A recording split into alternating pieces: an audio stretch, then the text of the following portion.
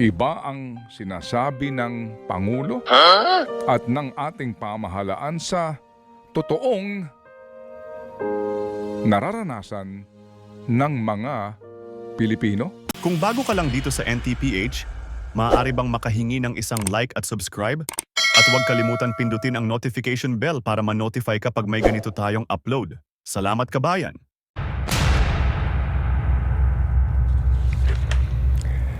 Agosto 9 ngayong taon, nagbigay po ng mensahe si Pangulong Marcos Jr. tungkol sa umano'y pagganda ng takbo ng ekonomiya ng bansa, pagdami ng trabaho para sa mga Pilipino, at ang pagbaba ng antas ng kahirapan. Ito ang bahagi ng pahayag ng Pangulong Jr. Sa aking mahal na mga kababayan, nais kong ibahagi ang ibang magagandang balita. In the second quarter of the year, our economy grew by 6.3% compared to the previous year, one of the highest in ASEAN. This is due to the increase in investments and construction under the Build Better More program. Bagamat maganda ang datos na ito, wala itong kabuluhan kung hindi maramdaman ng ating mga kababayan. Kaya't patuloy ang ating pagbibigay ng sapat at kalidad na trabaho. This June, the unemployment rate dropped to 3.1%, one of the lowest on record for the last 2 decades. Over 50.3 million Filipinos are now employed, with 63.8% of them in the formal sector. Lalong dumadami ang mga kababayan nating may disente at formal na buhay at naging bahagi ng middle class. Ang lahat na ito ay patungo sa layunin nating iangat mula sa kahirapan ang bawat Pilipino. At abot kamay na natin ito. The poverty rate also dropped to 15.5%, which means we have lifted 2.5 million Filipinos out of poverty. And only 10.9% of Filipino families remain poor. Kung totoong gumaganda po ang takbo ng ekonomiya, dumarami ang mga Pilipinong nagkakaroon ng sapat na kalidad ng trabaho at nababawasan ang mga Pilipinong mahihirap, bakit lumalabas sa pinakahuling pagtatanong ng social weather stations na mas maraming Pilipino ang nagsasabing sila ay mahirap? Ginawa ang survey nito lamang buwan ng Setyembre. 59% of Filipino families rated themselves as poor o katumbas ng 16.3 milyong pamilyang Pilipino. Sinabi rin po sa pag-aaral na sa 59%, 9.1% sa mga pamilya ang nagsabi na sila ay ngayon lang nakakaranas ng hirap. Ito'y katumbas ng 2.5 milyong mga pamilya. Habang 2.3 milyong mga pamilya ang nakakaranas ng madalas na hirap, habang 11.5 milyon ang laging mahirap.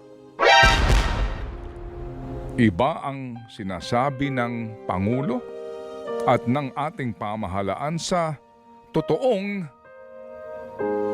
nararanasan ng mga Pilipino.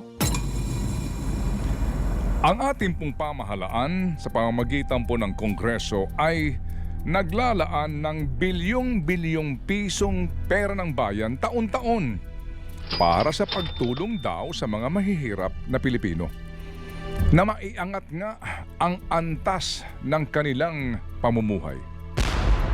Isa sa mga programang pinopondohan ng malaking halaga ay ang Pantawid Pamilyang Pilipino Program o 4Ps.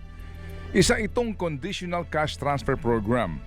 Kailangan munang tuparin ng mga benepisyaryo ang mga kondisyon ng gobyerno bago sila makatanggap ng benepisyo.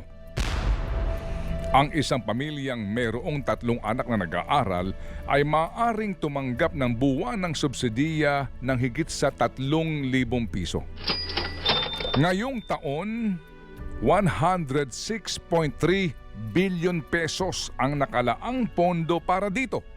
At ayon sa DSWD, sa kasalukuyan ay mayroong 4.4 milyong pamilyang Pilipino ang bahagi ng programa. Subalit, libu-libong pamilyang Pilipino po ang nasa waitlist o naghihintay na makapasok sa programa. Sila ay waitlisted dahil sa kakulangan ng pondo. Pero sa halip na paglaanan po ng Kongreso ng karagdagang pera ang 4Ps na siyang tumutulong sa mga natukoy ng poorest of the poor, binawasan ang orihinal na budget para dito. At nag-imbento ang Kamara de Representante ng isang programa para raw sa mga mahihirap na ang tawag nila ay Ayuda sa Kapos ang Kita Program o AKAP. Ito'y tulong pinansyal para sa mga kumikita lamang ng minimum wage o mas mababa pa dito na umano'y apektado nga ng inflation. Ang AKAP na ito ay wala sa panukalang budget na inihain mismo ng DSWD. Katunayan, lumabas nga po sa isang hearing ng Senado na inamin mismo ng isang opisyal ng DSWD na ang AKAP ay wala naman talaga sa mga programa ng departamento. Ito'y lumabas lamang matapos ng maaprubahan ang 2024 General Appropriations Act o pambansang budget. 26.7 bilyong piso ang pondong ibinibigay ngayong taon sa programang ito. Magugunita na lumabas sa hearing po ng Senado noong pong buwan ng Pebrero ang aligasyon na ang AKAP ay ginamit umano para sa pangangalap ng pirma para sa nooy binabalak na People's Initiative. Maliban sa AKAP, meron din pong AIX o Assistance to Individuals in Crisis Situation. Ito ay kasama mismo sa panukalang budget ng DSWD. Ngayong taon, 34.3 bilyong piso ang pera ng bayan na nakalaan para dito. Ang AIX ay may tulong pinansyal din para sa mga Pilipinong naharap nga sa problemang pangpinansyal. Mga pangangailangan sa pera gaya ng pamasahe, pang-ospital, pampalibing, pagkain, edukasyon at iba pa. Kung susuriin mo ang mga benepisyong ibinibigay ng AKAP at AIX, halos pare-pareho ang mga ito. Sa medical assistance, mula 1,000 piso hanggang 150,000 piso ay maaaring matanggap ng isang benepisyaryo. Habang pareho lang din naman ang mga halaga na maaaring makuha ng mga benepisyaryo para sa pampalibing, food assistance at cash assistance. Pareho din ang frequency of availment o dalas ng pagkuha ng benepisyo. Ang tanging pagkakaiba lamang ay sa klasifikasyon ng benepisyaryo. Ang AIX ay para daw sa mga poor na nakakaranas ng krisis. Habang ang AKAP ay para daw sa near poor na nahihirapan sa buhay. Nagtanong kami kay DSWD spokesperson ASEC Irene Dumlao sa definisyon at pagkakaiba ng poorest of the poor, poor at near poor. Ito ang bahagi ng aming talakayan. Ano ba ang kaibahan po ng poorest of the poor para po sa 4Ps at near poor? Yun naman kung near poor, Manong Ted, sila yung mga kabilang kasi doon sa minimum wage earners, naman po doon sa low income earners, as opposed to or compared to the 4Ps beneficiaries na noong sila ay unang na-enumerate, talagang wala pong pinagpupuhanan ng kita. At talagang minimum wage rate ay minimum wage ay hindi nga rin po nila natatanggap pa nila. Opo, so yung pong near poor, ibig sabihin po may mga trabaho po ito pero hindi sapat sa kanilang pangangailangan? Manong Ted, sila yung mga kabilang nga doon. Sabi ko, tumatanggap opo. po ng Okay. low income, or Okay. minimum wage rate. Opo. But, limited rin lang naman po yung kanilang po mga resources. So kung poorest of the poor ang 4-piece, near poor itong AKAP. Sa AX po, ano pong klasifikasyon doon sa mga maaari makahingi ng tulong? Manong Ted, yung AX kasi talagang, syempre ang priority dyan ay yung mga indigent din po, yung poorest of the poor who are undergoing crisis. Talagang sila yung nakikita natin na wala rin naman talaga mapagkukunan to address yung kung pangangailangan pampalibing o para sa pang-hospital. Opo. Ang priority dyan talaga yung mga indigent. Ano raw? Ang priority sa AX ay indigent. Ang ibig sabihin po ng indigent ay poor o needy o nangangailangan din. Sa paggamit nga po ng mga salitang ito, poorest of the poor, near poor, natanong namin si Senador Aquilino Pimentel III at kung ano ang kanyang pananaw at suhestyon niya sa social programs ng ating pong pamahalaan. Ito ang sabi niya. Bakit naisip daw yung AKAP? Ang sabi nila, gusto daw nilang tulungan yung near poor. Near poor, yung malapit sa kahirapan. At dahil sa inflation, ay nahihirapan na. Pero ang tanong ko yung poor, hindi lang yung near poor, yung real poor, yung tunay na mahirap. Dahil sa inflation, hindi pa siya lalo rin nahirapan. Kaya nga medyo sabi ko sa DSWD, paano mo ito i-implement? Napakahirap. So ang database mo, magde-database ka ng poor, tapos magde-database ka ng near poor. Paano mo i-define si near poor? Sino si near poor? 'Di ba? Taong hindi mo masasabing mahirap, pero potensyal pwede maging mahirap dahil sa inflation. So napakahirap ng konsepto ng programa. Huwag na tayo mag-imbento ng mga 20 plus billion pesos na programa para sa mga hindi mahihirap pero malapit na sa kahirapan. Huwag na tayo mag-imbento ng ganun. Kung can afford din pala tayo, ilagay na natin yung sa tunay na mahihirap at malay mo. Yan lang naman, Manong Ted, ang goal nito eh. Malay mo, maalis na sila sa kahirapan, makagraduate sila ba? So, tatanungin ngayon natin yan sa 40s. Tinanong ko na rin yan kung meron bang nagagraduate eh.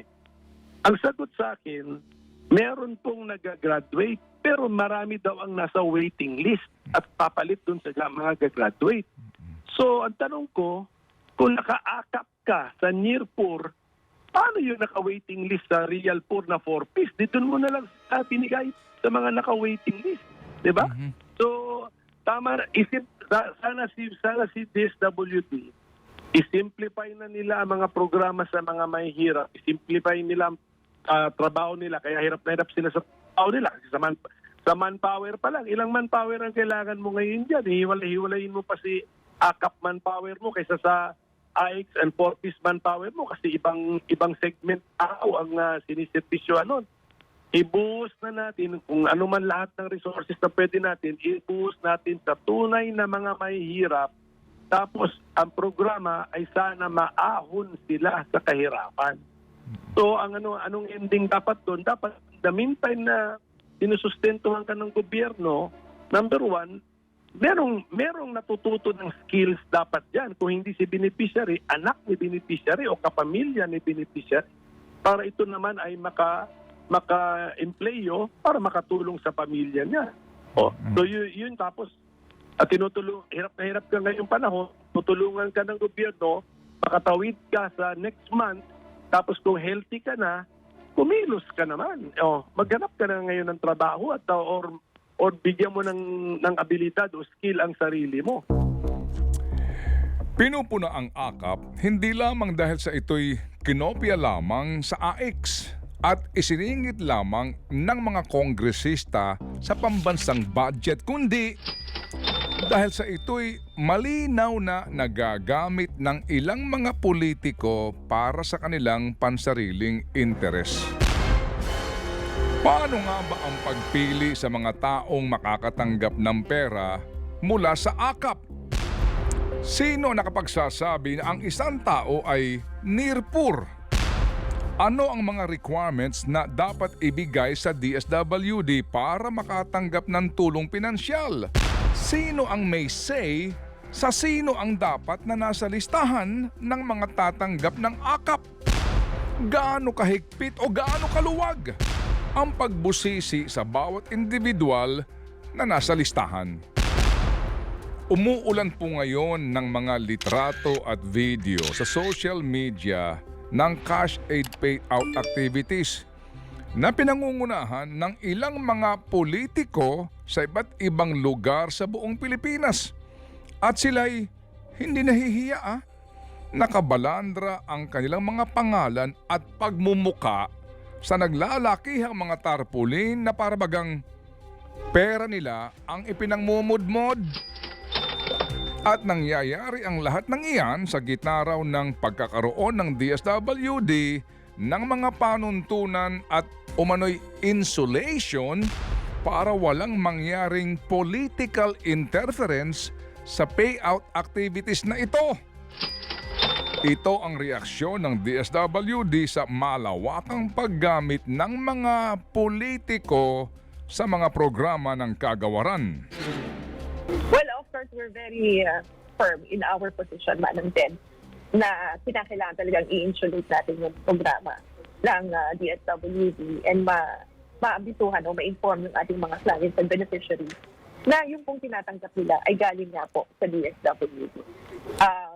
That has always been the position of the department. At lagi nga natin sinasabi na we are promoting active citizenship. That's part of empowering our beneficiaries. We provide them the information. The information is vital kasi for them. No? So pag malaman nila na ito pong mga tinatanggap nila ay galing sa DSWD, then their decisions, some election period will not be influenced, of course. Pero by opo. what, Pero other ngayon individuals Ma'am would Irene, could be saying. opo, ang problema Ma'am Irene kasi yung mga tarpaulin ng mga politiko sa buong lugar punong-puno ito ng mga mukha at mga pangalan nila doon. Ang DSWD ho ba walang panuntunan at pagbawal ito? May panuntunan po tayo dyan, Manong Ted. In fact, we've reminded our field offices na dapat yung pong mga payout activities natin, yung mga tarpaulins na itinapaprint nila, dapat ang nakasaad lang po dyan ay yung nga pong pangalan ng activity, yung date at yung venue. And of course, it should just carry the logo of the DSWD and the Bagong Pilipinas logo. So again, we'll just make sure to reiterate this policy doon po sa ating mga field offices. And we'll closely coordinate again with our partners, with our stakeholders, and remind them na dapat nga lang po yun lang pong mga nasa panuntunan natin ang dapat pong masunod. Kayo na po ang magsabi kung yung pong binabanggit ni Ma'am Asek nangyayari o ang nangyayari po ay yung pong atin nang iniulat. Maliban sa 4Ps, AIX at AKAP, may isa pang programa na ipinapatupad po sa pakikipagtulungan umano ng DSWD at ng Kamara de Representante. Ito naman ay ang Cash Assistance and Rice Distribution o CARD Program. Sa amin naging panayam, tahasan pong itinatanggi ni Asek Dumlao na ang CARD ay programa ng DSWD. Bagamat sa mga press release at website ng CARD ay nandoon ang logo ng DSWD. Sinasabing maaaring tumanggap ng 2,000 piso ang bawat isang benepisyaryo ng CARD. Ayon sa news report, ang pondo po daw para sa CARD ay nanggagaling naman sa AIX. May talaan ng mga sektor na umano'y pwedeng makinabang sa CARD na ito. Pero ang hindi po naman klaro ay kung papaano pa rin ang pagpili sa mga benepisyaryo nito at ang pagtukoy sa mga lugar na makakatanggap ng CARD. Ngunit, malinaw din po naman na ginagamit din ito ng ilang mga politiko para sa kanilang benepisyo.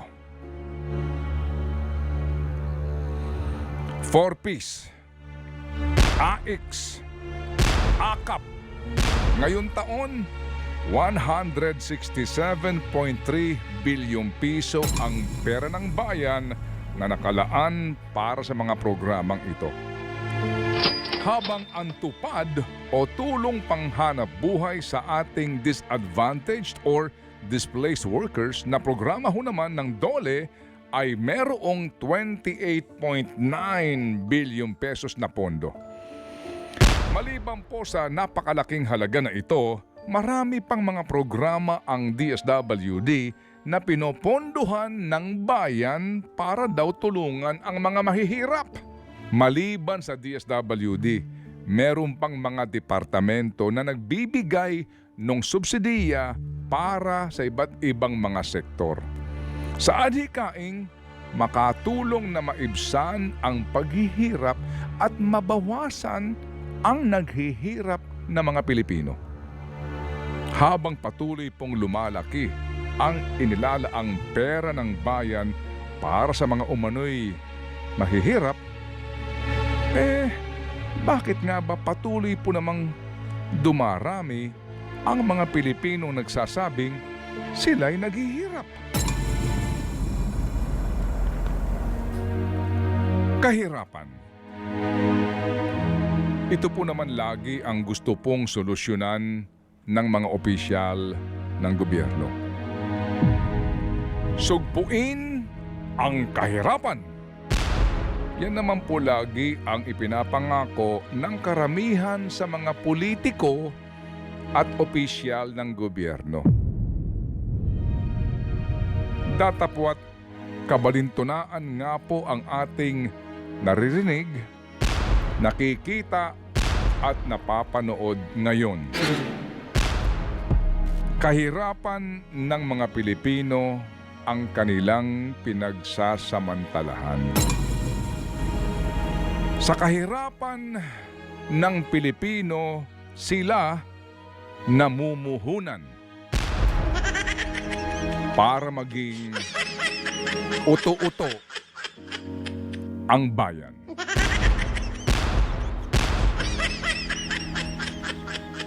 Think about it.